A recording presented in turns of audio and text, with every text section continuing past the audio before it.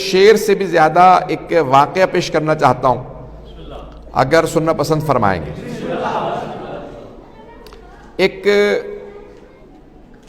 بہت بڑا حیدرآباد دکن نام سن رکھا ہے آپ نے؟ دو حیدرآباد ہیں، ایک پاکستان کا حیدرآباد سندھ، اور ایک حیدرآباد دکن انڈیا کے اندر ہے۔ دونوں میں مولا کے قدموں کے نشان ہیں، اسی لیے دونوں شہروں کا نام ہے حیدرآباد۔ تو ہر جگہ پہ، دونوں جگہ پہ بہت سے لوگ کہتے ہیں بھئی یہ مولا کے تمہارے نقش پا کیسے ملے؟ پا کہتے ہیں قدم مبارک کو، نقش کہتے ہیں جو اس کا چھپ جانا، نشان بن جانا، پرنٹ ہو جانا۔ تو معجزات میں سے محمد و آل محمد کے ایک معجزات میں سے معجزہ یہ ہے کہ بعض اوقات ریت پہ، مٹی پہ قدم رکھتے تھے، نشان نہیں بنتے تھے، اور بعض اوقات چٹانوں پہ قدم رکھتے تھے، نشان بن جاتے تھے۔ یہ معجزہ تھا ان، تو چٹانوں پہ بھی نشان بن جاتے تھے۔ پوچھا کچھ صحابہ نے، یا رسول اللہ آپ بعض اوقات ریت پہ چلتے ہیں نشان نہیں بنتے، بعض اوقات چٹانوں پہ نشان بن جاتے ہیں، تو آپ نے فرمایا مجھے اختیار ہے، جہاں چاہوں میرا نقش رہے، جہاں چاہوں نقش نہ رہے۔ جسے قدموں پہ اختیار ہے اسے دلوں پہ کیسے اختیار نہیں؟ ہم ایسے رسول کے ماننے والے ہیں، ہم ان کی آل پاک کے ماننے والے۔ میں جو واقعہ پیش کرنا چاہ رہا تھا، اگر سننا پسند فرمائیں۔ اصل میں اب میں اتنا پڑھ چکا ہوں آپ کے سامنے، مولا سے متعلق صرف اور صرف یہ جشن نہیں پڑھے ہیں میں نے، ویسے بھی مولا سے متعلق آپ کے سامنے، اور پھر جہاں آج کل مصیبت یہ ہے سوشل میڈیا موجود ہے، کہیں پہ بھی پڑھو مجلس جشن پہلے پہنچ جاتا ہے، ہم تو وہاں پہنچتے ہی نہیں ہیں اور مجلس پہنچ چکی ہوتی ہے۔ تو اب یہ میں پیش کرنا چاہ رہا ہوں واقعہ کہ حیدرآباد دکن کا ایک بہت بڑا نواب تھا۔ نواب تو سب سمجھتے ہیں، بادشاہ تھا، راجہ تھا، جو بھی کہہ لیجئے، تو اردو میں کہتے ہیں نواب۔ اس نواب نے فارسی میں ایک مصرع کہا، بذرے گر نظر لطف بوتراب کند۔ اگر بوتراب یعنی جناب مولا کائنات کسی ذرے کو اپنی نظر کرم کر دے، یہ اس نے پہلا مصرع کہا، بذرے گر نظر لطف بوتراب کند۔ اگر جناب بوتراب کسی ذرے کو نظر کرم کر دیں، یہ پہلا مصرع کہا، دوسرا مصرع نہیں آ رہا تھا۔ سوچتا رہا دوسرا مصرع کیا لکھوں۔ اس نے سارے حیدرآباد میں اعلان کر دیا، کوئی عالم، کوئی شاعر، کوئی خطیب، کوئی ذاکر جو مجھے دوسرا مصرع لا کے دے گا میں اسے انعام دوں۔ اب وہ نواب تھا، اعلان کیا، سب کوشش کرتے رہے، کسی کو دوسرا مصرع نہیں آیا، اسی وزن کے اوپر دوسرا مصرع کہے، تو سب لکھتے رہے، کوشش کرتے رہے۔ اس نے 13 رجب کو جناب مولا کائنات سے کہا، مولا اگر مجھے کوئی بھی آدمی اسی میرے مصرع کا دوسرا مصرع بتا دے تو میں اپنی بیٹی کی شادی اس سے کر دوں۔ نہیں ہے مجمع؟ اور نواب صاحب نے نیت کر لی کہ راجہ نے، بادشاہ نے کہا امیر ترین آدمی، میں اپنی بیٹی کی شادی اس سے کر دوں۔ ایک ایرانی طالب علم تھا، سید تھا بیچارہ، غریب، فقیر، نادار، کہاں؟ نجف میں تحصیل علم کر رہا تھا۔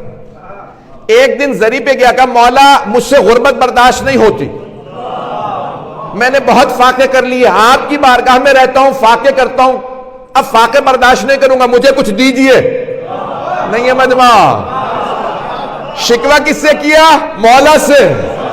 کہا مولا آپ کی بارگاہ میں پڑھنے آیا، فاقے پہ فاقے، کب تک فاقے کروں گا، اب فاقے نہیں ہوتے۔ توجہ۔ تو ایک مرتبہ اس نے خواب میں جناب امیر کو دیکھا اور مولا نے اس سے دوسرا مصرع کہا۔ مولا نے فرمایا بے آسمان روت کھارے آفتاب کھنا، یہ کہا اور کہا کہ سن، اگر فاقے برداشت نہیں ہوتے نا تو نجف سے ہندوستان چلا جا، ابھی پاکستان نہیں بنا تھا۔ تو اس نے کہا ہندوستان جا کے کیا کروں گا مولا، میں تو آپ کی بارگاہ میں ہوں۔ کہا جا، تیرے لیے میں نے انتظام کر دیا۔ توجہ، کہا حیدرآباد چلا جا، میرے نام سے وہاں ایک شہر ہے حیدرآباد، وہاں چلا جا۔ اب بیچارہ غریب فقیر، اس نے بیچارے نے بس لی، جیسے بھی دھکے کھاتا ہوا بصرے آیا نجف سے، بصرہ سے پانی کے جہاز میں بیٹھا، بمبئی اترا، کہا بھی مجھے حیدرآباد جانا ہے۔ جیسے ہی گیا حیدرآباد پہنچا، لوگوں سے پوچھا اس نام سے کوئی یہاں نواب صاحب ہیں؟ انہوں نے بیچارے کا امامہ ابا قبا حلیہ دیکھا، غربت فقر و فاقہ، کہا بھائی اپنے آپ کو دیکھو پھر نواب صاحب کو دیکھو، وہ ہمارے امیر ترین ہندوستان کے نواب ہیں۔ اب وہ بتانا نہیں چاہتا تھا کہ مجھے مولا کائنات نے کہا نواب سے مل لے، نہیں ہے مجمع، کہا بھائی نواب صاحب سے مجھے ملنا ہے، کہا بھائی ایسے نہیں مل سکتے، ان سے اپوائنٹمنٹ چاہیے ہوتی ہے، سفارش چاہیے ہوتی ہے، تم عام آدمیوں کا نہیں، مجھے ملنا۔ بہرحال بیچارہ محل تک پہنچا، کہا مجھے راستہ بتا دو، کہا یہ محل ان کا، باہر کھڑا رہا۔ جو خادم تھا اس سے کہا کہ بھئی مجھے نواب صاحب سے ملنا ہے، کہا کام کیا ہے؟ کہا نواب صاحب سے کہو اس نام سے ایک سید غریب جوان طالب علم نجف سے آیا ہے، ملنا چاہتا، بتا دو صرف، اگر نہ ملے تو ان کا کام۔ خادم نے، وہ جو دربان تھا، اس نے کسی اور سے کہا، اس نے کسی اور سے کہا، کرتے کرتے بادشاہ تک آواز پہنچی کہ کوئی نجف اشرف سے سید آیا، وہ کہتا ہے مجھے آپ سے ملنا ہے، کہا اسی وقت لاؤ۔ شاید نواب کے بھی ذہن میں کوئی بات تھی، کوئی آیا، جس نے اس طالب علم سید کو بھیجا تھا اسی نے نواب کو بھی حکم دیا تھا۔ پہنچیے گا حضرات۔ تو ایک مرتبہ جیسے ہی نواب صاحب نے محل کا دروازہ کھولا، کہا کیا بات ہے، تشریف لائیے، کیسے آنا ہوا؟ تو فوراً اس طالب علم نے، سید نے، جوان نے کہا بے آسمان روت کھارے آفتاب کو نہ۔ بس یہ جملہ سننا تھا، بادشاہ نے ہاتھ چومنا شروع کر دیے۔ اب بیچارے طالب علم کو سمجھ نہیں آ رہا یہ ہاتھ کیوں چوم رہے ہیں، بادشاہ میں غریب، کہا آئیے، کہا ان کو نیا لباس دو، ان کے نہانے کا اہتمام کرو، ان کے لیے حجرے تیار کر دو، کہا سب سے بڑے جو عالم دین حیدرآباد کے ان کو دعوت دو، نکاح ہے آج رات، سارے حیدرآباد میں اعلان کرو ہم کھانا کریں گے، میری بیٹی کا عقد ہے۔ بیچارے اس طالب علم کو سمجھ نہیں آ رہا شادی کس کی ہے۔ ایک مرتبہ کہا بھئی آپ کا نکاح، سارے شہر نے سوال کیا بادشاہ سلامت آپ نے اپنی بیٹی کی شادی اس غریب فقیر سے کیوں کر دی؟ کہا میں نے مولا کائنات کی بارگاہ میں منت مانی تھی کہ میں نے پہلا مصرع کہا، مولا آپ نے کہا تھا من انشد فینا بیت شعر، جو ایک شعر کے دو بیت سے ایک شعر بنتا ہے، دو بیت، ایک بیت اگر کوئی ہماری شان میں کہے اور ہم قبول کر لیں اسے جنت ملے گی۔ میں نے بیت کہہ دیا تھا، دوسرا مصرع نہیں آ رہا تھا، میں نے مولا کی خدمت میں کہا اگر آپ نے قبول کیا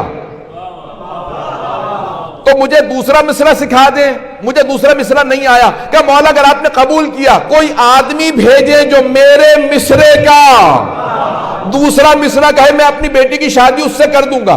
کہ اس طالب علم نے آ کے میرے اس مصرے کا دوسرا مصرع کہا، سارے دربار نے پوچھا مصرع کیا تھا؟ اس نے کہا میں نے کہا تھا بے ذرے گر نظر لطف بو تراب کنت، اگر ذرے پہ بو تراب نظر کرم کر دے تو کیا ہوگا؟ اس سید نے آ کے جواب دیا بے آسمان روت کھارے آفتاب کنت، وہ ذرہ آسمان پہ جائے گا اور سورج کا کام کرے گا۔ یہ جملہ سننا تھا۔ وہ سید طالب علم رونے لگا، جب رونے لگا تو سب نے پوچھا اب رو کیوں رہے ہو؟ بادشاہ کی بیٹی سے شادی ہے، رونا کس بات کا؟ کہ بات یہ ہے کہ میں خیانت نہیں کرنا چاہتا، مصرع میرا نہیں ہے، مجھے خواب میں علی نے سکھایا۔